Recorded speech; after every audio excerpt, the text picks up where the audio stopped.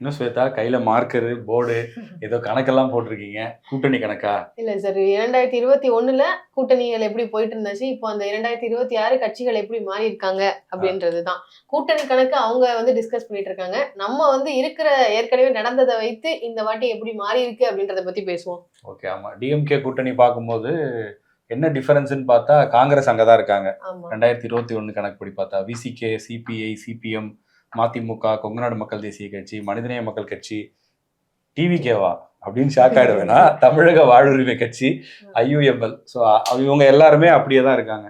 ஆனா புதுசா சில கட்சிகள் வந்திருக்காங்க. அது சொல்லுங்க நீங்க. புதுசா பாத்தீங்கன்னா மக்கள் நீதி மய்யம் கமல்ஹாசன் அவர்களுடைய பார்ட்டி திமுக வந்திருக்காங்க. டிஎம்டிகே பிரேமலதா விஜயகாந்த் அவர்கள், அதே மாதிரி கொஞ்சம் மத்த பார்ட்டிஸ், சின்ன சின்ன பார்ட்டிஸும் வந்திருக்காங்க. இப்ப பெருசா நம்ம நோட் பண்ணி இந்த வாட்டியும் ஏற்கனவே அதிகமான அலைன்ஸ் வச்சிருந்ததே 2021ல திமுக தான்.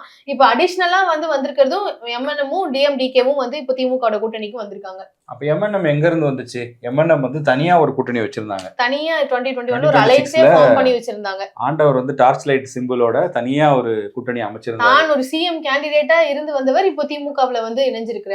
அதுல பாருங்க, ஐஜேகே அவரோட கூட்டணியில இருந்தாங்க, பாரிவேந்தரோட கட்சி. அந்த மாதிரி இந்த கட்சி காணாமே போயிருச்சு, அத்திப்பட்டி மாதிரி. சமத்துவ மக்கள் கட்சி. இப்போ எம்என்எம் என்னன்னா இங்க டிஎம்கே அலைன்ஸ்க்கு வந்துட்டாங்க 2026ல. அவங்களோட இருந்த ஐஜேகே என்ன பண்றாங்கன்னா ஏடிஎம்கே அலைன்ஸ்க்கு வந்துட்டாங்க. ஸோ இங்க +1 போன எலெக்ஷனை கம்பேர் பண்ணும்போது இவங்களுக்கு புதுசா ஒரு கட்சி வந்துருச்சு. அது மாதிரி இந்த சின்ன சின்ன கட்சிகள் அது இல்லாம இருக்காங்க. சமத்துவ மக்கள் கட்சியும் பிஜேபியோட போயிட்டாங்க. ஆனா அவங்க தனி பார்ட்டியா இல்லைன்றத நம்ம பார்க்கணும். அதுக்கு அடுத்தது இன்னொரு முக்கியமான அலையன்ஸ் 2021ல இருந்தாங்க. உங்களுக்கும் கூட ஞாபகம் இருந்திருக்கும். டிடிவி தினகரன், அம்மா மக்கள் முன்னேற்ற கழகம், அவங்க தலைமையில ஒரு கூட்டணி. அந்த கூட்டணியில தான் தேமுதிக இருந்தாங்க, எஸ்டிபிஐ இருந்தாங்க, ஏஐஎம்ஐஎம் இந்த கட்சியும் இருந்தாங்க. அதுல இப்ப தேமுதிக எங்க போயிருக்கு? திமுகவுக்கு வந்துட்டாங்க. எஸ்டிபிஐ எங்க போயிருக்கு? திமுகவுக்கு வந்துட்டாங்க. அவங்களுக்கு +2 இங்க வந்தது. எங்க இருந்து வருதுன்னா, போன தடவை தனியா இருந்த அந்த கட்சியில இருந்து வராங்க. அமமுக எங்க இருக்காங்க? ஏடிஎம்கேக்கு வந்துட்டாங்க. ஸோ ஏடிஎம்கேக்கு ஆல்ரெடி ஐஜேகே ஒன்று வந்திருக்கு, அமமுக ஒன்று வந்திருக்கு. 2 கட்சி இங்க புதுசா வந்திருக்கு. இங்கேயும் 2 கட்சி மெயினா புதுசா வந்திருக்கு, சின்ன சின்ன கட்சிகளை தவிர்த்து. இதுல இந்த 2 அலையன்ஸ் பார்ட்டிஸ்ல பார்க்கும்போது சரி, மைனஸ்ன்னு பார்க்கும்போது என்ன அப்படின்னா, அதிமுக கூட்டணியில போன தடவையும் பாமக இருந்துச்சு, இந்த முறை இருக்கு. ஆனா ராமதாஸ் இல்லாத பாமக, அது ஒரு மைனஸ். அதே மாதிரி அதிமுக போன தடவை ஒருங்கிணைப்பாளரா ஓபிஎஸ் இருந்தாரு. இப்ப அவர் எங்க போயிட்டாரு? டிஎம்கேக்கு போயிட்டாரு. சோ இது ரெண்டுமே இப்ப 2 அலையன்ஸையும் கம்பேர் பண்ணும்போது டிவிகேக்கு போயிருக்காரு. முக்கியமான ஒரு தலைவர்களா பார்த்தா நம்ம அவங்கள சொல்லலாம். பட் கூட்டணின்னு பார்க்கும்போது 2 சைடுமே இங்க 2 கட்சிகள் ஆட் ஆயிருக்கு. ஆனா ஏடிஎம்கேல இருந்து டிஎம்கேக்கு எந்த கட்சியும் போல, டிஎம்கே கூட்டணியில இருந்து ஏடிஎம்கே கூட்டணிக்கும் எந்த கட்சியும் வரல. எல்லாமே என்னன்னா, போன தடவை 3வது 4வது அணிகளா இருந்த அந்த அணிகள் உடஞ்சி இங்கேயும் அங்கேயும் சேர்ந்திருக்காங்க. அதுதான் டிஃபரன்ஸ். அது போக நம்ம 2021 பத்தி இன்னும் கொஞ்சம் சொல்லிடுவோம். புதிய தமிழகம் கட்சி தனியா நின்னாங்க, அவங்க இன்னும் முடிவு பண்ணல. இல்ல, ராமதாஸ் அவர்களும் இன்னும் முடிவு பண்ணாம தான் இருந்துட்டு இருக்காங்க. இன்னும் ஆலோசனை கூட்டங்களும் இப்போ வரைக்கும் நடத்திட்டு தான் இருக்காங்க, போயிட்டே இருக்காரு. நாம் தமிழர் கட்சி அப்பவும் தனித்து போட்டி, இப்பவும் தனித்து போட்டி. பகுஜன் சமாஜ் பார்ட்டி இதுல கவனிக்க வேண்டியது, அப்ப ஆம்ஸ்ட்ராங் இருந்தார், ஒரு வலிமையான கட்சியா அவங்களுக்குன்னு ஒரு செல்வா கூட இருந்தாங்க. ஆனா இந்த முறை ஆம்ஸ்ட்ராங்கோட பார்ட்டியும் 2ஆ உடஞ்சிருச்சு. என்ன ஆகுதுன்னா, தமிழ்நாடு பகுஜன் சமாஜ் பார்ட்டின்னு ஒண்ணு உருவாக்கி இருக்காங்க. ஆம்ஸ்ட்ராங்கோட ஒய்ஃப் அதுக்கு தலைவரா இருக்காங்க. பிஎஸ்பிக்கு ஆனந்தன் தலைவரா இருக்காரு. சோ இந்த 2 பார்ட்டியும் இன்னும் என்ன டிசிஷன் எடுக்க போறாங்க அப்படிங்கிறது தெரியல. இவங்களோட ஆதரவு எங்க போகுது அப்படின்றதும் ஒரு கேள்வியா தான் இருக்கு இந்த தேர்தலை பொறுத்த வரைக்கும். இப்போ இதுதான் போன தடவை பார்த்தோம் அப்படின்னா 1 2 3 4 5 6 7 பேர். அதுல நேரடி போட்டி அப்படின்னு பார்க்கும்போது திமுக அதிமுகவுக்கு கமலஹாசன் ஒரு முதலமைச்சர் வேட்பாளர், தினகரன் ஒரு முதலமைச்சர் வேட்பாளர். இந்த 2 கட்சிகளுமே இப்ப கூட்டணி கட்சிகளா மாறிட்டாங்க. அப்போ பெர்சன்டேஜ் அப்படின்னு பாத்தீங்கன்னா திமுக தான் அதிக பெர்சன்டேஜ் ஆப்வியஸா வச்சிருந்தாங்க. அதுலயும் அதிமுகவும் ஒரு நல்ல ஒரு ஃபைட் கொடுத்தாங்க அப்படின்றதையும் நம்ம பார்க்கணும். பாஜகவுக்கும் வாக்கு வங்கியானது அந்த டைம்ல ப்ரூவ் பண்ண வாக்கு வங்கி அப்படின்ற மாதிரி அவங்களும் காமிச்சிருந்தாங்க. இப்ப அந்த வாக்கு வங்கியை பத்தி பாத்துருவோம்.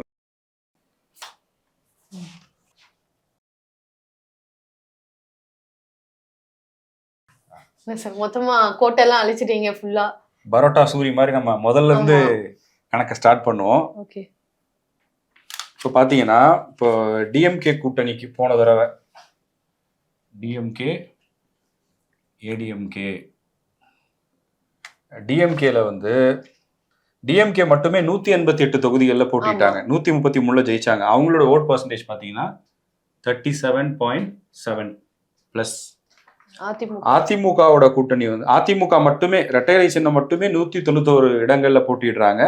அதுல அதிமுக 66 இடங்கள்ல ஜெயிக்கிறாங்க. அவங்க வாங்கியிருந்த ஓட் பர்சன்டேஜ் 33.2.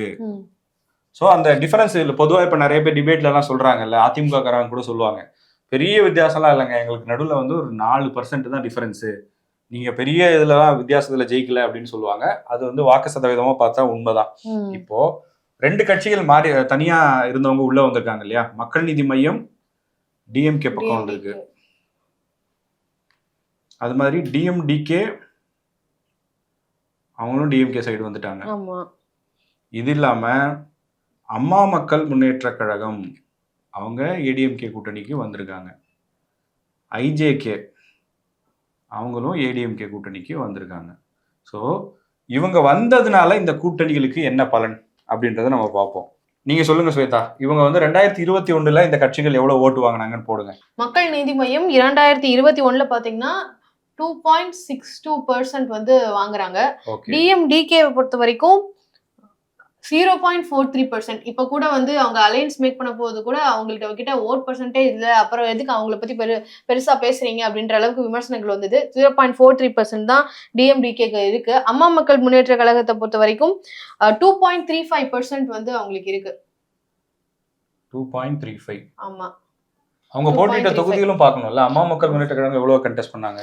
அம்மா மக்கள் முன்னேற்ற கழகத்தை பொறுத்த வரைக்கும் கிட்டத்தட்ட 165 தொகுதிகள்ல வந்து கண்டெஸ்ட் பண்ணிருக்காங்க. தேமுதிக 60 சீட். அவங்க தேமுதிக 60 சீட்ல வந்து போட்டி போட்டிருக்காங்க. மக்கள் நீதி மையமும் 170 இடங்களா 180 இடங்கள்ல போட்டிருக்காங்க. ஐஜேகே 38 இடங்கள்ல 38 இதுல கண்டெஸ்ட் பண்ணிருக்காங்க. ஓகே, அவங்களுக்கும் ஒரு பிலோ 1% இருக்குமா ஓட்டு? 0.08% தான் ஐஜேகே பொறுத்த வரைக்கும் ஓட் பர்சன்டேஜ். இப்போ என்னன்னா மக்கள் நீதி மையத்துக்கு இருக்கிற இந்த 2.6 இருக்கிறேன்னு சொல்லக்கூடாது, இருந்த 2.6, தேமுதிகவுக்கு இருந்த 0.43, அமமுகவுக்கு இருந்த 2.35, ஐஜேகேக்கு இருந்த 0.8. இது அப்படியே 2026 திமுகக்கும் அதிமுகக்கும் வருமா அப்படின்னா அது வந்து பெரிய சவால் தான்.